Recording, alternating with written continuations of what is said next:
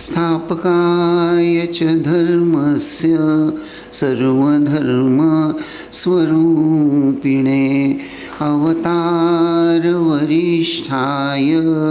रामकृष्णाय ते नमः। आइए महेंद्रनाथ गुप्त की कहानी को हम आगे बढ़ाते हैं। श्री श्री ठाकुर की महती कृपा आशीर्वाद महेंद्रनाथ गुप्त को प्राप्त हो गया था, इसमें कोई संदेह नहीं।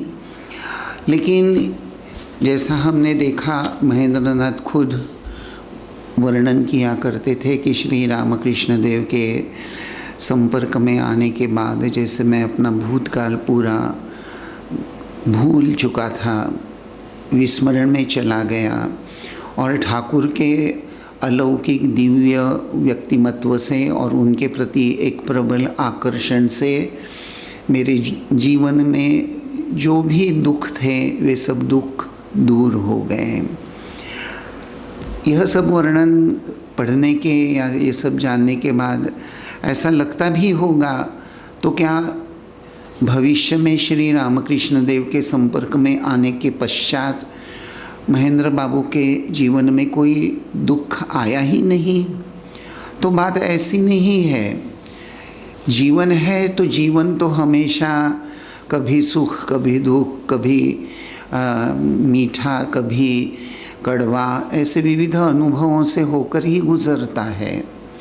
लेकिन सुख या दुख ये दोनों को सहन करना, दोनों परिस्थितियों में अपने आप को धीर स्थिर रखने का जो बल होता है, वह बल जैसे श्री रामकृष्ण देव की कृपा से महेंद्र बाबू को प्राप्त हो गया था।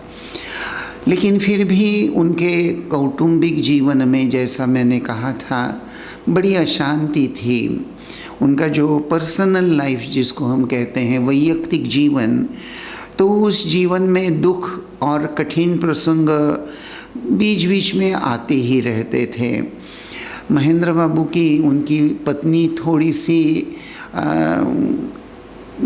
एक तरह से उसका दिमाग ठीक नहीं था और उसकी चिंता महेंद्र बाबू को हमेशा सताया करती थी।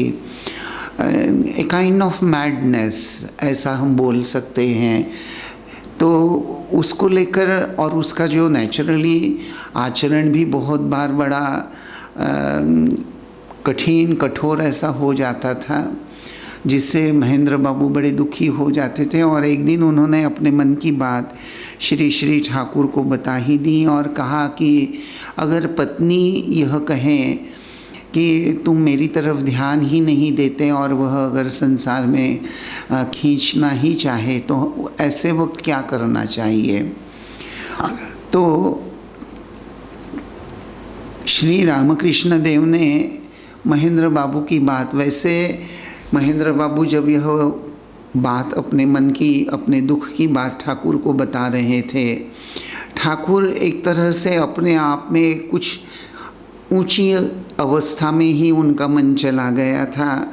और उस अवस्था में ठाकुर से जब महेंद्र बाबू ने पूछा कि पत्नी अगर बहुत कष्ट दें, बहुत तकलीफ़ दें और बार बार उसकी ओर आकर्षण खींचने का प्रयास करे और अगर उसकी तरफ ध्यान नहीं देता हूँ तो वह बार बार कहे कि मैं आत्महत्या कर लूँगी, ऐसा सब अगर पत्नी कहती है तो ऐसे वक्त क्या करना चाहिए? तो महेंद्र बाबू की यह बात सुनकर कुछ भावावस्था में बैठे श्री रामकृष्ण एकदम से झट से बोल उठे, अगर ऐसी पत्नी है तो उसका त्याग कर देना ही अच्छा होता है। ईश्वर प्राप्ति के मार्ग पर अगर चलना चाहते हो तो आगे बढ़ो, कितने ही कांटे चुभे, पत्नी आत्महत्या करो या उसको जो इच्छा है वो करने दो। ईश्वर के प्राप्ति में जो स्त्री बाधा लाती है वह तो अविद्या रूपिणी स्त्री होती है। और ठाकुर की यह बात सुनकर महेंद्र बाबू बड़े गंभीर होकर एक दीवार के सहारे बैठ गए और बड़े ही वे विचलित हो गए, क्योंकि ये जो ठाकुर ने दो टूक जवाब दे दिया। ये दो टूक शब्द बंगाली है वैसे, दो टूक यानी साफ साफ जवाब दे दिया, एकदम से बेझिझक। यानी कोई सामने वाले का मन पर उसका क्या प्रभाव होगा, सामने वाला दुखी होगा क्या होगा, इसका कोई मुलाहिजा न रखते हुए ठाकुर ने एकदम साफ, जैसे तलवार या बहुत धार छुरी चला ली हो। तो महेंद्र बाबू वह सुनकर बहुत ही, सत्य तो यह है, बड़े चिंतित गंभीर हो गए। लेकिन कृपावतार श्री रामकृष्ण क्या इस कदर हृदय शून्य हो सकते हैं? ठाकुर को उसी पल उस बात का ध्यान आया और वे महेंद्र बाबू के पास जाकर हल्की आवाज़ में कहने लगे कि देखो, एक बात याद रखो, जिसकी ईश्वर पर आंतरिकता से, अपने हृदय से भक्ति होती है, उसको सभी लोग वश हो जाते हैं। चाहे राजा हो, चाहे दुष्ट आदमी हो, चाहे पत्नी हो, लेकिन अगर सच्चा भक्त है, अगर कोई व्यक्ति हृदय में भगवान के प्रति आंतरिकता या भक्ति धारण करता है, तो निश्चित रूप से सभी लोग धीरे धीरे उसके वश में हो जाते हैं। खुद में अगर ऐसी भक्ति है तो उसका प्रभाव पत्नी पर भी आ जाता है और धीरे धीरे पत्नी भी बदलती जाती है और ईश्वर प्राप्ति के मार्ग में वह अपने पति को सहायता भी करने के लिए तत्पर हो जाती हैं। भगवान की इच्छा से पत्नी भी अच्छी हो जाती है। यह सुनकर महेंद्र बाबू को बहुत अच्छा लगा कि नहीं, मेरे लिए कुछ उपाय है। क्योंकि देखिए, बात कहना बड़ा आसान होता है, लेकिन कर गुजरना बड़ा कठिन होता है। अगर हम कह दें कि त्याग कर दो, तो बोलना तो आसान है, सुनना भी बड़ा आसान सा है। मैंने कह दिया, आपने सुन लिया, ठाकुर ने बोल लिया, महेंद्र बाबू ने सुन लिया, लेकिन वास्तविक अपनी पत्नी का या घर गृहस्थी का, संसार का त्याग करके सब कुछ छोड़ देना इतना आसान नहीं होता। और ख़ास करके जो कुछ सालों से सांसारिक जीवन यापन कर रहा है, जिसकी संतान है, तो वैसे भी श्री रामकृष्ण देव इस बात को कभी बढ़ावा नहीं देते थे कि तुम संसार त्याग दो और तुम्हारे लड़के भी बच्चे उनको कोई पराया देखें। श्री रामकृष्ण देव को सांसारिक लोगों के कर्तव्य कर्म के बारे में बहुत अच्छी जानकारी भी थी और श्री रामकृष्ण सांसारिक यानी जिस पर पति जो व्यक्ति है उस पर अगर उसकी पत्नी, उसके बच्चे, उसके माता पिता संपूर्ण रूप से अगर निर्भर हैं, तो श्री रामकृष्ण कतई ऐसे गृही लोगों को ऐसे त्याग वैराग्य की बात नहीं कहा करते थे। निश्चित रूप से वे कहा करते थे कि भाई, त्याग वैराग्य का एक अलग रूप है। जैसे वेदांत की साधना करनी है तो शास्त्र ग्रंथों के अनुसार अगर हम देखें तो अक्सर वेदांत की साधना करना, इसका अर्थ नेति वाचक बात कही जाती है। अर्थात जो परिवर्तनशील हैं, बदलता जा रहा है, वह परम सत्य नहीं हो सकता। महेंद्र बाबू को श्री रामकृष्ण देव ने प्रथम दर्शन के बाद, द्वितीय दर्शन के बाद, तृतीय दर्शन में संभवतः तृतीय या चतुर्थ दर्शन में एक सवाल पूछा था कि क्या तुम निर्गुण चाहते हो या सगुण चाहते हो, तुम्हारा क्या भाव है। उस वक्त महेंद्र बाबू ने, जो ब्राह्मण समाज में जाया करते थे, यहाँ हमें याद रखना है कि केशव चंद्र सेन उस समय के एक बहुत आध्यात्मिक नेता कहलाते थे। उन्होंने जो ब्राह्मण समाज स्थापित किया था उसकी तत्व प्रणाली कुछ मिला जुला सा वह तत्व प्रणाली थी, जहाँ हिंदू और शायद ईसाई धर्म या क्रिश्चियन धर्म और योग या राजयोग कहें या पतंजलि योग कहें, इन सबको लेकर उन्होंने कुछ अपने ढंग से कुछ सजाया था, जिसका वे प्रचार बहुत शोर जोर से करते थे और लोग प्रभावित भी हो जाते थे। तो केशव चंद्र सेन के ब्राह्मो समाज में महेंद्र बाबू भी जाया करते थे।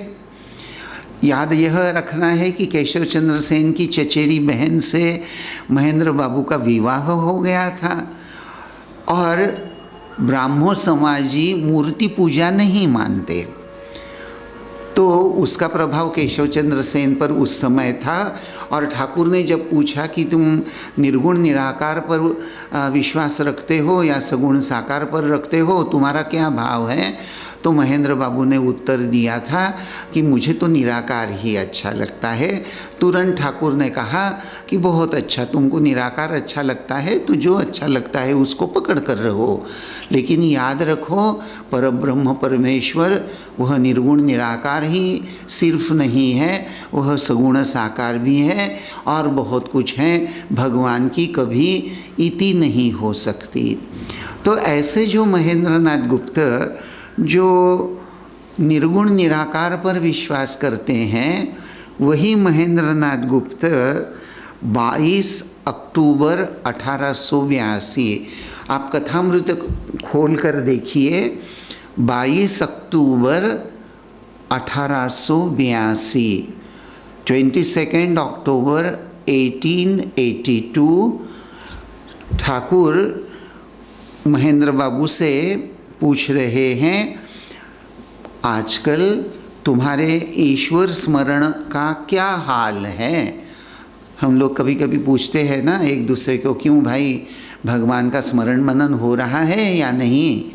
तो ठीक उसी ढंग से ठाकुर ने मास्टर से पूछा कि क्यों आजकल तुम्हारा ईश्वर स्मरण कैसा हो रहा है, ठीक ठाक हो रहा है, तो मन साकार पर जाता है या निराकार पर जा रहा है। तो मास्टर जी ने जो उत्तर दिया महेंद्र बाबू ने, उन्होंने कुछ उदास स्वर में साफ शब्दों में ठाकुर से कहा कि जी अभी तो मन साकार पर नहीं जाता और इधर निराकार में मन को स्थिर नहीं कर सकता। देखिए ये बहुत बड़ी बात है, सर्वसाधारण जीव के लिए निर्गुण निराकार पर मन को स्थिर करना इतना आसान नहीं है।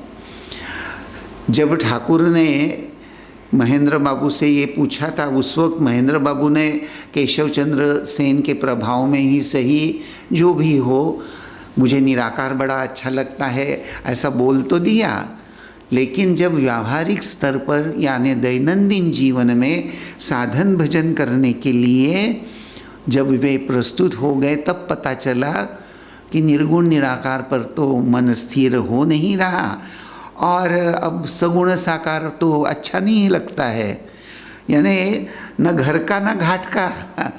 महेंद्र बाबू की अवस्था ऐसी हो गई जैसे घर का न घाट का।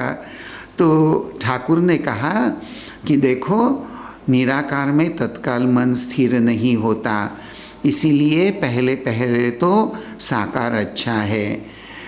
तो मणि मास्टर जो हैं अभी भी वो ब्राह्मो समाजी के प्रभाव के अंतर्गत होने के कारण ही बोल देते हैं, मिट्टी की इन मूर्तियों की चिंता करना। अब मिट्टी की मूर्ति को लेकर क्या चिंतन करना भाई। तो ठाकुर झट से बोल देते हैं, नहीं नहीं, मृण्मयी क्यों, चिन्मयी मूर्ति। अर्थात यहाँ साधना का तत्व ठाकुर महेंद्र बाबू को समझा देते हैं कि देखो ये जो सगुण साकार जो पूजन साधन भजन करते हैं या मूर्ति पूजा भी जो करते हैं, तो वह मूर्ति की पूजा नहीं, मूर्ति के आधार से वह भगवत शक्ति वहाँ जो विराजमान है। इसीलिए ठाकुर बोल देते हैं मृण्मयी क्या नो, मृण्मयी क्यों, मृण्मयी नहीं, चिन्मयी मूर्ति, अर्थात चिन्मयी जो मूर्ति हो गई है वहाँ मिट्टी कहाँ रहेगी, वह तो चैतन्यमय हो जाती है। तो ठाकुर इस प्रकार बड़ी ही सरल भाषा में महेंद्र बाबू को यह सब बातें समझा देते हैं। और फिर ठाकुर महेंद्र बाबू को एक बार कहते हैं, देखो निराकार का ध्यान कैसे करना है यह मैं यथा समय तुम्हें जरूर समझाऊंगा, लेकिन उसके लिए साधन करना, साधन भजन करना जरूरी है। निर्गुण निराकार की अनुभूति अगर प्राप्त करनी है तो वह सिर्फ मुँह ज़बानी कुछ बातें बोलने से नहीं होता। और फिर ठाकुर कहते हैं कि देखो तुम किसी को कहा गया कि कोई एक कमरा है, कमरे में बहुत हीरे जवाहिरात गहने सब कुछ रखा हुआ है, सोना चांदी, और उस कमरे को ताला लगा हुआ है। तो भाई तुमको पता हो गया कि उस कमरे में हीरे जवाहरात हैं, गहने हैं, सोना चांदी हैं, उसको प्राप्त करना है। तो मन ही मन यह सोचा कि मैं बहुत खटपट करूँगा, मैं बहुत संघर्ष करूँगा, जैसे तैसे हो मैं वह चाबी, उस जो ताला लगा है उस ताले की चाबी प्राप्त करने का प्रयास करूँगा। मुझे चाबी प्राप्त हो जाएगी तो मैं चाबी से ताला खोलूँगा, उस कमरे में जाऊँगा। ये सब चिंतन करने से कमरा न खुलने वाला है, न सोना गहना मिलने वाला है। दरवाजे के सामने खड़े होकर मन ही मन ऐसे बहुत सारे ख्याली पुलाव बनाने से तो हमको वास्तविक वस्तु प्राप्त नहीं होती। ठाकुर कहते हैं मुझे निराकार अच्छा लगता है, ऐसा बोलने से तो बात बनती नहीं, उसके लिए साधन भजन आवश्यक हैं। और फिर ठाकुर एक बार महेंद्र बाबू को बेलघरिया में एक शील करके रहते थे, सील इन बंगाली, इंग्लिश में द स्पेलिंग इज SEAL, एक तरह से सील। ये एक टाइटल हैं, जैसे महाराष्ट्र में, गुजरात में हम लोगों के टाइटल्स होते हैं, भाटिया, ऐसे सब कुछ टाइटल होते हैं, पटेल होते हैं, पांड्या होता है, ऐसे जो टाइटल्स होते हैं उसी तरह बंगाली में एक सील करके टाइटल हैं। तो ठाकुर बेलघरिया में ऐसे जो सील बाबू रहते थे, श्रीमती सील करके रहते थे, तो उनके उद्यान गृह में महेंद्र बाबू को ले गए और वहाँ उद्यान में वहाँ एक तालाब था जिसको संस्कृत में हम लोग कहते हैं पुष्करणी, अर्थात बंधा हुआ तालाब, सजाया हुआ तालाब। ऐसे जंगल में जो तालाब होता है वैसा नहीं, एक सुंदर अच्छे ढंग से सजाया हुआ, बनाया हुआ एक सुंदर तालाब था। और उस तालाब में बहुत सारी मछलियाँ थी। तो उस तालाब में जाकर वहाँ ये जो मामरा होता है ना, उसको ऐसा फेंक देते हैं तो वो मछलियाँ आकर फटाफट फटाफट वो मामरा खाती है और उनको बड़ा आनंद होता है। और उस बड़ी सी पुष्करिणी में, उस तालाब में, साफ़ सुथरे पानी में वह मछलियाँ बड़े आनंद से विहार करती हैं। तो ठाकुर यह सब उनको दिखाते हैं और कहते हैं कि देखो इस कदर जैसे मछलियाँ वो मामरा पकड़ लेती हैं, खा लेती हैं और उस स्वच्छ साफ सुथरे पानी में उनको सुरक्षा है और पूरे आनंद से विहार कर रही हैं। तो ठाकुर बोलते हैं कि देखो देखो ये जो मछलियाँ हैं ना, ये जैसे चिदानंद सागर में जैसे आनंद से विहार कर रही हैं। तो निर्गुण निराकार की साधना, इसका जो ध्यान करना है तो ध्यान ठीक ऐसे ही, यानी ध्यान करते वक्त अपने आप को मैं निर्गुण निराकार के समुद्र में विहार कर रहा हूँ, इस कदर अपने आप को सोचकर ध्यान करना चाहिए। ठाकुर ने तो महेंद्र बाबू को बता दिया, लेकिन बात तो यह है कि जब तक साधक ज्ञान बोलो, भक्ति बोलो, श्रद्धा, विश्वास, त्याग, वैराग्य, अनासक्ति का भाव, इन सबको लेकर जब तक उसमें प्रतिष्ठित नहीं होता तब तक यह सांसारिक बुद्धि उससे दूर होना, विच्छेद करना इतना आसान नहीं होता। तो ठाकुर समझाते तो ज़रूर है, लेकिन महेंद्र बाबू धीरे धीरे इस बात को समझ जाते हैं कि जैसा ठाकुर कह रहे हैं कि निराकार में तो मन स्थिर होना इतना आसान नहीं है, इसलिए पहले पहले प्रारंभिक अवस्था में निश्चित रूप से सगुण साकार रूप पर ध्यान करना शुरू करो, उसका चिंतन करना शुरू करो। तो और यहाँ आगे चलकर हम देखते हैं कि महेंद्र बाबू के अंतःकरण में यह जो श्री श्री ठाकुर के प्रति ईश्वर भाव जो जागृत हो गया था, तो श्री श्री ठाकुर के जीवित काल में जब ठाकुर दक्षिणेश्वर में थे, उसी समय महेंद्र बाबू ऐसा कामारपुकुर जो श्री रामकृष्ण देव का जन्म ग्राम है वह देखने के लिए गए थे। और श्री श्री रामकृष्ण देव के महासमाधि के बाद श्री श्री ठाकुर के संपर्क में जितने स्थान आए हुए हैं, उन सभी स्थानों को महेंद्र बाबू जब भी कभी मौका मिलता वहाँ जाने का, तो वहाँ जाने के पश्चात उन स्थानों पर नतमस्तक होकर प्रणाम किया करते थे। अर्थात ठाकुर के प्रति, यानी महेंद्र बाबू ने ये जो ठाकुर का उपदेश जो निर्गुण निराकार है वह सगुण साकार होता है, वही नररूप धारण करके अवतार ग्रहण करता है, यह इतने आंतरिकता से धारण किया था कि फलस्वरूप महेंद्र बाबू के जीवन में अहंकार का कोई स्थान ही नहीं था।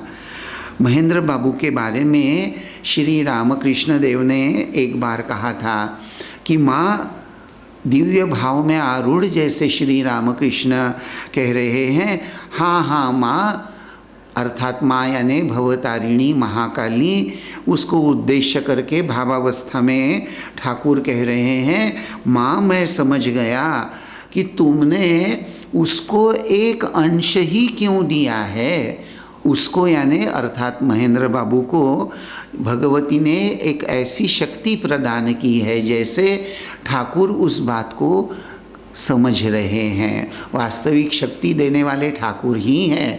ठाकुर और माँ काली कोई दो नहीं है, वह तत्वतः एक ही हैं, लेकिन ठाकुर के जीवन में भी अहंकार नहीं था, इसलिए ठाकुर माँ को सामने रखकर यह बोल रहे हैं कि माँ मैं समझ गया कि तुमने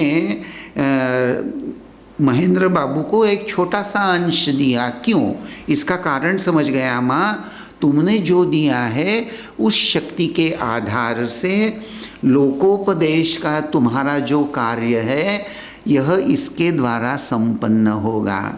देखिए श्री श्री ठाकुर के भाव चक्षु के सामने यह चित्र पूरा जैसे सुस्पष्ट था कि महेंद्र बाबू श्री श्री जगदम्बा के शक्ति से शक्तिमान होकर उनके श्री श्री ठाकुर के उपदेश उनको लिखकर लिपिबद्ध करके उसको जगत के सामने प्रस्तुत करने वाले हैं। और यह कार्य हुआ ठाकुर के आध्यात्मिक संवाद और उपनिषदों का आध्यात्मिक संवाद और ये जो उपदेश हैं, ये उपदेशों का जो संग्रह है जिसको लिपिबद्ध किया है, जिसको हम बंगाली में और गुजराती में कथामृत बोलते हैं, हिंदी में वचनामृत बोलते हैं। देखिए प्रैक्टिकली वचनामृत या कथामृत ये जो ओरिजिनली 5 भागों में प्रकाशित हुआ था, जो आज हमको साधारणतः 2 खंडों में उपलब्ध हैं, जैसा लिखा हुआ है वैसा ही हूबहू आज हमको उपलब्ध हैं। लगभग यह कथामृत महेंद्र बाबू ने उनकी महासमाधि के पहले लिखकर ख़त्म किया, प्रैक्टिकली बिफोर 1932। आज इतने साल हो गए हैं, लगभग कितने साल देखिए, इतने साल हो गए हैं। 1930 के आसपास अगर हम राउंड फिगर पकड़ लेते हैं तो लगभग 1930 से लेकर 2000 तक 70 साल हो गए, और ये आगे 20 साल 90 साल होते जा रहे हैं। तो 90 साल हो गए हैं, लेकिन आज भी कथामृत का या गॉस्पेल ऑफ श्री रामकृष्ण का यह जो अनन्य साधारण महत्व है वह दिनों दिन बढ़ता ही जा रहा है, क्योंकि वह ठाकुर की वाणी है। तो आज बस यहीं हम रुकते हैं। ओम शांति शांति शांति। हरि ओम तत्सत। श्री रामकृष्णार्पणमस्तु।